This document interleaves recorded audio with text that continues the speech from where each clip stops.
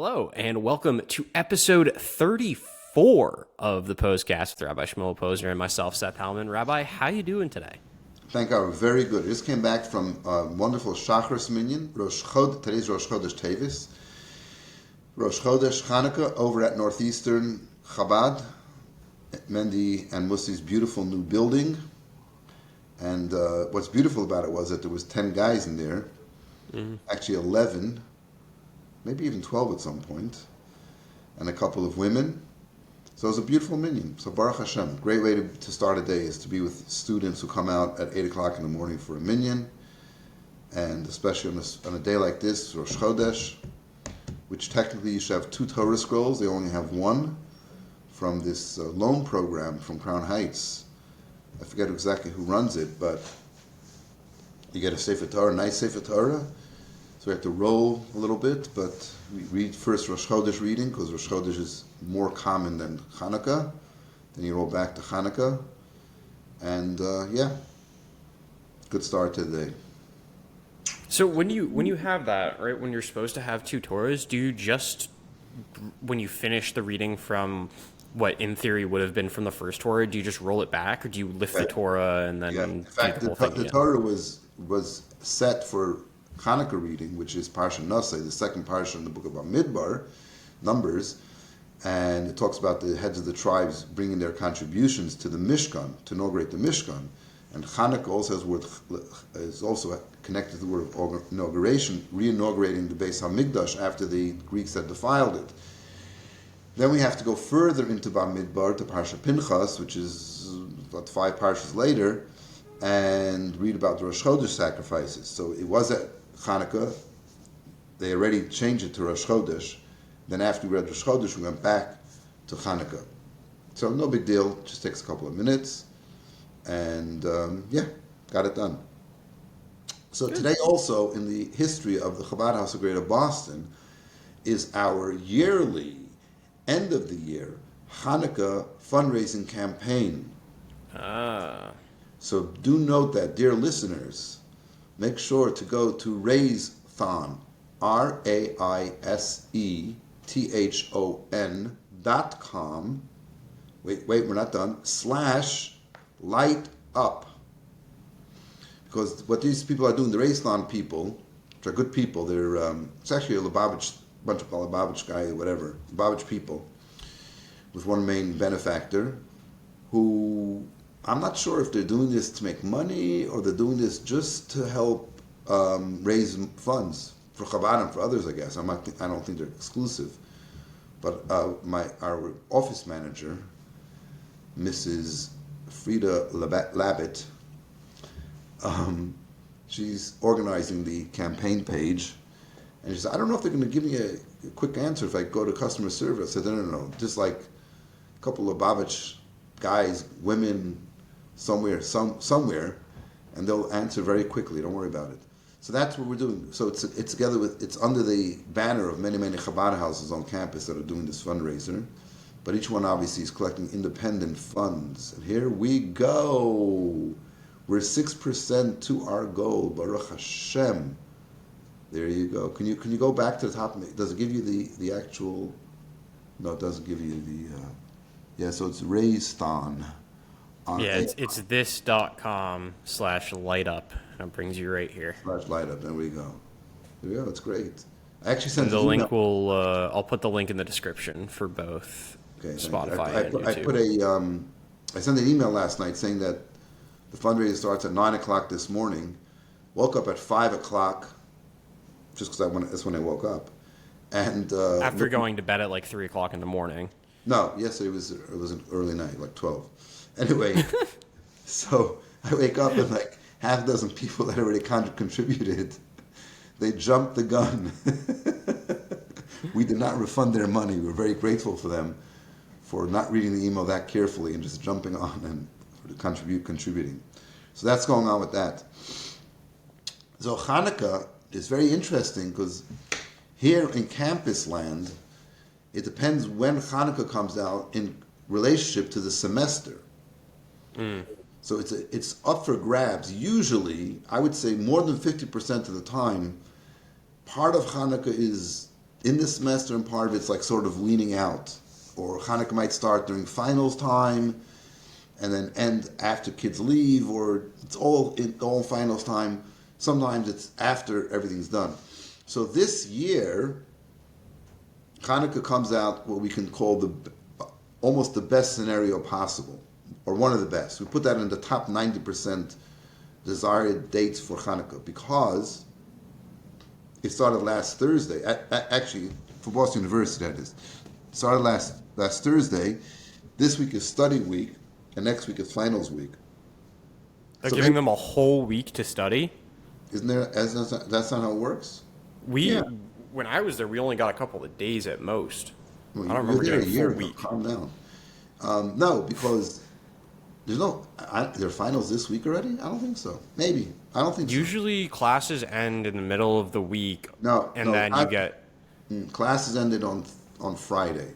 Okay, so then maybe yesterday and Monday were study days, and then finals would start today. That's the schedule that they did, I think, last year, either in the fall or the spring. One of the years, it was this odd schedule where it ended on a Friday, and then finals started on Wednesday, and there were finals on Saturday. And it caused a few issues for some people. Nobody cares. I was lucky enough that I didn't have to deal with it. What I'm saying is that the fact that the vast majority of students are still in town calmly, it makes it great for Chanukah. Now, this year is a leap year, which means we're adding a 13th month to push Pesach back into the spring, and we'll push everything in the following year forward, because the lunar year is 11 days shorter than the solar year, so we lose 11 days every year. So we're going to be, Chanukah's going to be 20 days later next year, approximately, which means Chanukah will be into January, into December. It'll probably creep into January. Yeah, it'll start like December 25th, 6th, 7th, something like that. Wow. I didn't actually look up, and that means Chabad on campus will have no Chanukah days at all. So that's just the way Hashem wants the world to be. That's the way it's going to be. So I remember this like a couple of years ago also. Should we put the Chanukah menorah up like 3 weeks early just to, because the schools want to make their holiday celebrations regardless of what's going on. Right. Anyway, so this year, and so I was prepared. I knew this. So I in addition to the Chanukah menorah kits that we had left over from last year, I ordered another couple of 200, and we got some yeshiva boys from the New Haven Yeshiva. So they have 2 tiers. It's like a high school, and then they have like older bachrim that are shluchim. It's like mentors. So we got 2 shluchim who are like 20 years old, and 2 high school boys, probably 16 years old. And they were the team, the Chanukah team, that came last week on Wednesday night. They were out on campus Thursday, which was a very cold day, the first night of Chanukah. And Friday was a very, very nice day, and did very well. They were here for Shabbos, they were here Sunday, and gave out over 250 menorahs. So menorah kits, they come in a box with a menorah and the candles and the dreidel. Yeah, and it's really beautiful to see how excited. And when I'm on campus as well. Come over and like a student comes over. I don't have a menorah here. I have one at home. I said, "Oh, I have one for you." And like their eyes literally lit up. It's so gorgeous. And they say, "What does it cost?" My answer is, "What it costs me is not your business. Not only not your business. It doesn't matter. But what it costs you is that you should light it every night." And they say, "Really?" And I said, "Yeah." And that's fantastic. The Chabad here in Michigan has been doing a campaign of, obviously they do the menorahs, but they're also doing your first mezuzah free. Wow, that's awesome. So yeah, that's if you need a mezuzah for your door, you get your first one for free, and then the rest of them after that are, I think it's like $36. They got a great campaign going on. That's subsidized for sure. Yes, extremely subsidized. Yeah. You can't find a good mezuzah for $36 these days. That's beautiful. It's wonderful. But yeah, I think Chanukah in general is a very popular yontif, holiday, chag, whatever you want to call it. And and especially this year. This year, people are connecting to their Judaism. The public menorah lightings, I believe, around the world, are very well populated. A lot of people are coming. I know we had. I was at one last week in Detroit. They had a huge one in downtown. Menorah and the D, yeah. Yeah, I saw it somewhere online. So what happened was, last Thursday, I was doing my regular tabling at Berkeley College of Music, and I see a phone call from my colleague, Rabbi Prus, which I didn't pick up the phone because I was talking to a student at the time. And then a few minutes later, he calls again. I picked it up, and he says, I have a reporter here from WBZ television, and they did an interview with me, and now they want to talk to a student. Can you find the student? I said, well, I'm right now at Berkeley. So I turned to the kid I'm sitting next to. He will remain nameless. And I say, you want to talk to a reporter? He said, no, I don't want to do it. I don't want to do it. So I'm sitting there thinking, okay, who could I come up with? Someone who could talk. I thought of somebody else and sent a text message and get a response. And the reporter is sitting in the office waiting for this. And finally I caught somebody who was at Questrom. It was 1:30, and he said, I have a class at 2 o'clock. I said, okay, good. Because the reporter was going out to get a shot of the menorah in Kenmore Square. So I made a shidduch over there to meet there, and I did an interview there. And it was very good. It was very good. He really spoke well. He said, what should I talk about? What should I talk about? Chanukah. I said, talk about Jewish pride. So the thing is that if it's a good journalist, he doesn't need to go into it knowing what he needs to talk about. The journalist will just ask good questions and get good answers. The student asked me, what should I talk about? I know, that's what I'm saying. Is the student shouldn't have to worry about it, because whatever they get asked should just prompt them to speak off the cuff. No. The question is what should his message be? I'm telling him to get an interview. Like, what's he going to talk about? So he spoke very well. He spoke about the fact that some students, like their parents or their grandparents, tell them not to wear yarmulke, and he's talking about wear your yarmulke, wear your chaim necklace, whatever you have, and he ended up saying that everybody should be proud of who they are, and in that way we all get along. Everybody's just equally proud, individually what they believe in, what they think about, and not go around and attack other people. I thought it was a very powerful and good message. So that worked out really well. That was great. And then Sunday was raining in Boston, a rain day, in New York also. And we had scheduled the menorah lighting for 5 o'clock. So it was dark, it was raining, and the Bachrim, of course, Bachar energy is great. They said, no, we gotta go. Especially two of the guys were from California. So it's not just Bachar energy, it's California energy. So Bachar plus California is like powerhouse stuff. But this guy was calm. He was calm. It was, gently persistent in getting things done. It was really good. It was really good. So I said, okay, we're gonna go. Raining, it's not raining. I said, let's be ready at 10 to 5. We'll go. For some reason, we didn't leave, and then it wasn't raining too hard. We left like 5:30, and it was raining hard. We get to the menorah room. We have to set it up now, because you have to put the canisters in, get the fuel ready, all that kind of stuff. And this guy takes off his jacket, he's in his shirt, and it's raining, and we managed to light. We lit part of it. Not everything got lit, but it got lit. We went inside, and we had like 20 menorahs with us. The API chapter was having their meeting or something, so there was a bunch of guys hanging around, gave out all the menorahs, so it was great, it was fantastic. The next day I come, that was Monday, nice weather, everything's calm, and the first night when we did it on Thursday night, it was like 50, 60 kids came. It was really beautiful. It was a very nice show. Dr. Abrams at the menorah. It was very nice. It was fantastic.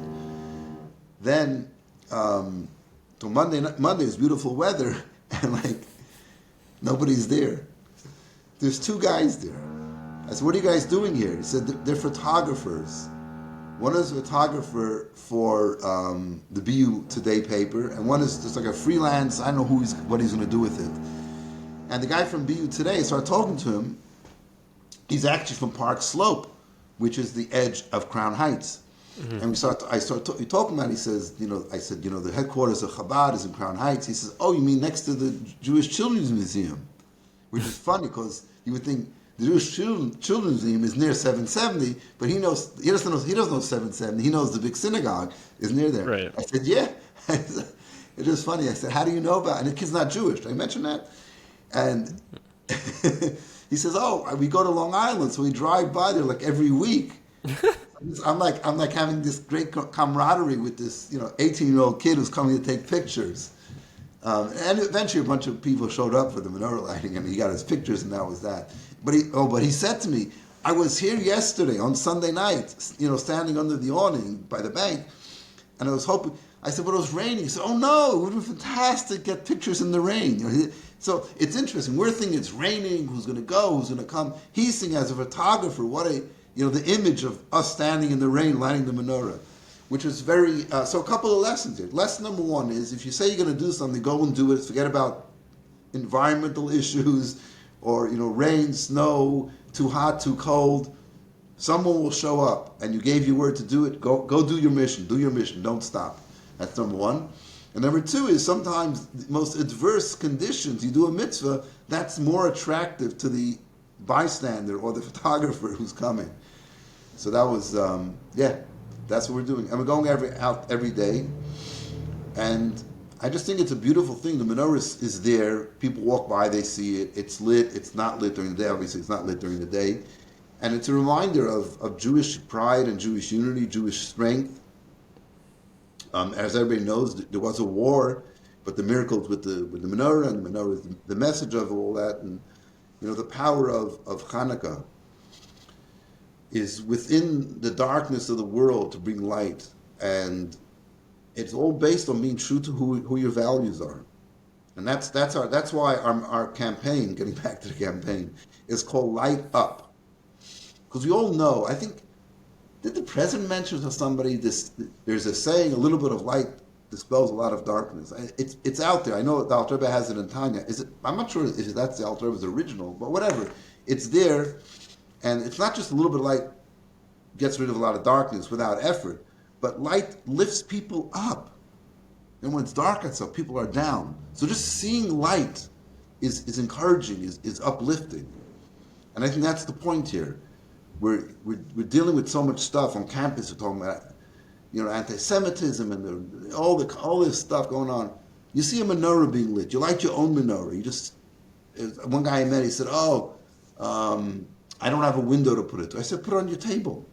Handed it a menorah. I said, well, light it on your table. It's true that the mitzvah is to light it's for the outside, but it's for you and for the outside, not just for the outside. So you put the menorah. Another kid that's in a dorm, I don't know if he's allowed to do it, but he does it. He lights a menorah. He brings it, sent me a picture of it sitting on his desk. I did that every year. Yeah. Well, technically you can't light menorahs in a dormitory. You cannot have an open flame. What are they going to know? Well, right now the whole world knows because we're talking about it. But Boston University, whoever's in charge of it, I lit a menorah in my room every single year that Hanukkah took place during the actual school year while I was on campus. Sue me. No, what's going to happen now is they're still doing the background check on you for your job, and if this gets out, who knows what's going to happen.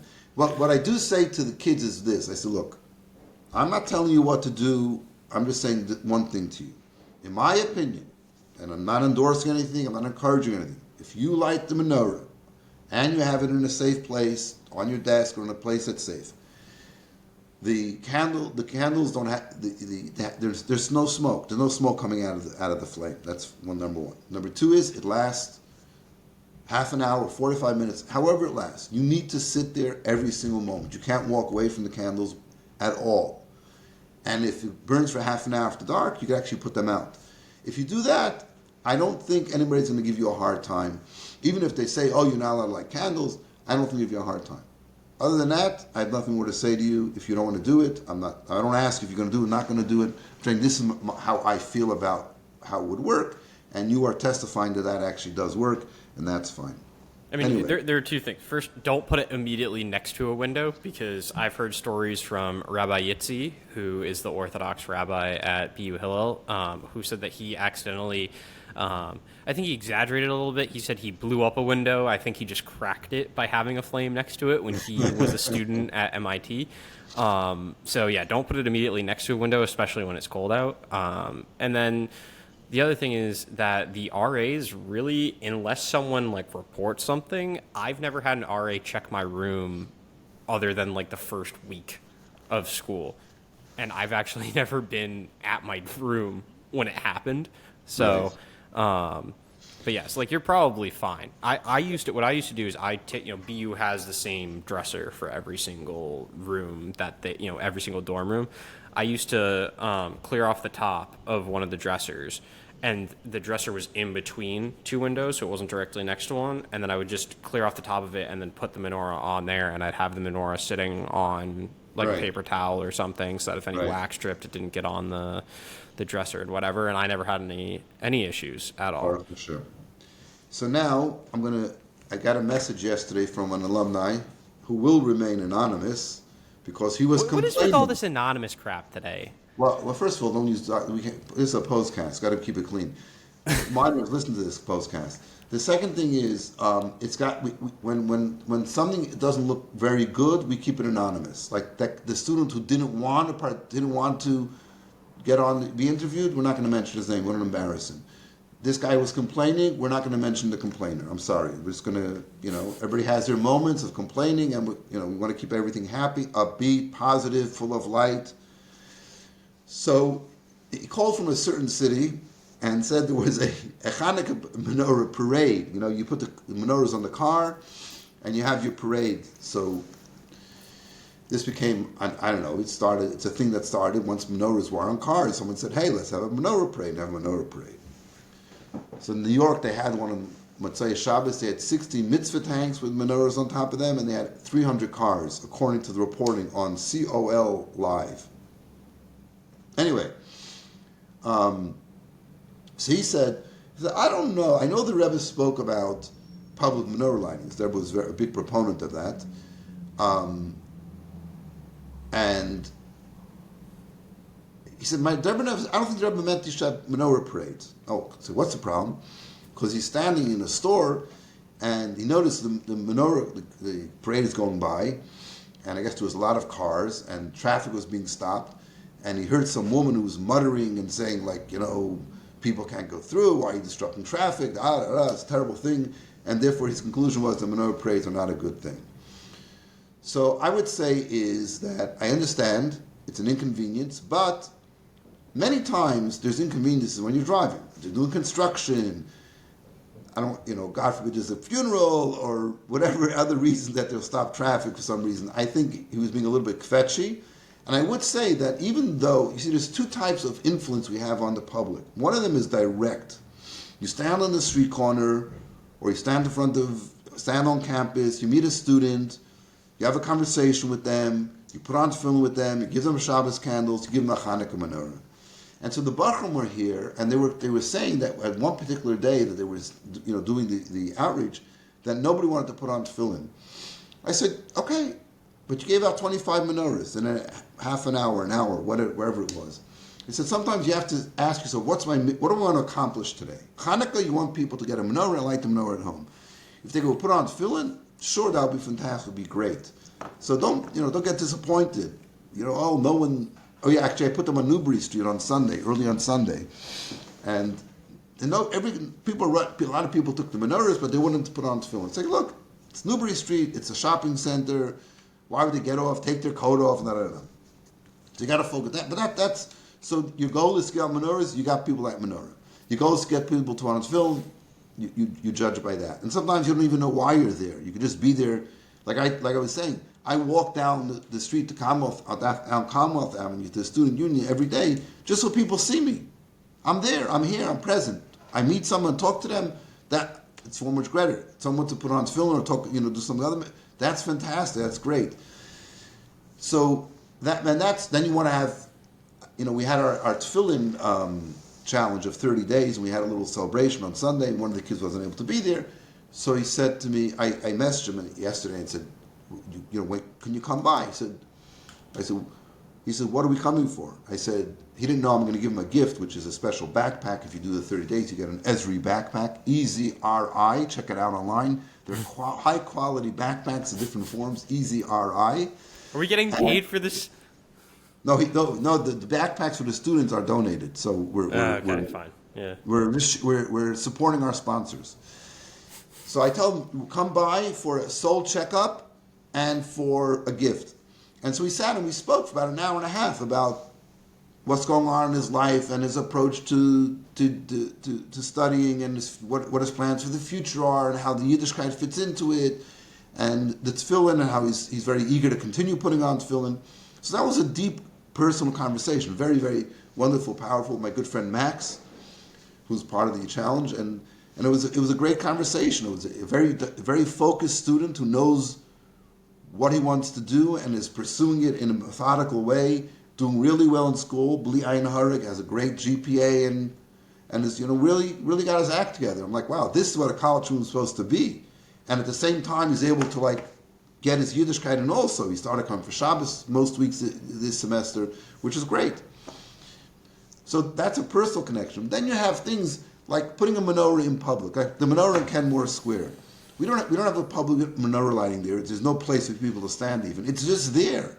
But every time I go there to light it or to arrange the lanterns on top, inevitably someone will come by, drive by and honk their horn or shout out Happy Chanukah from the window.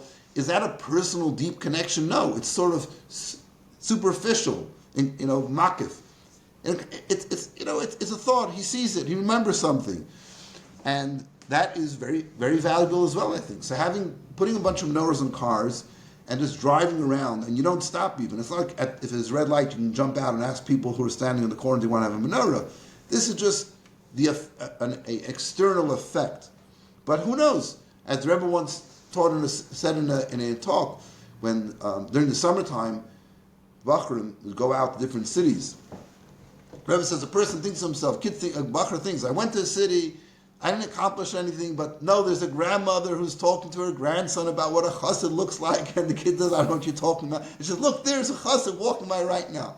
So you never know. So for that type of thing. So a deep personal connection to a person because you're driving by with your menorah in your car? Probably not. Could it lead to something? Hopefully, yes. Does it have a general good effect both on Jews and even on non-Jews, lahavdil, who see this Jewish pride and Jewish excitement and happiness and a positivity? Absolutely, yes. And so therefore, menorah parades will stay as part of the Chabad culture and in our mission to bring light to the outside and get the world ready for Mashiach. Amen.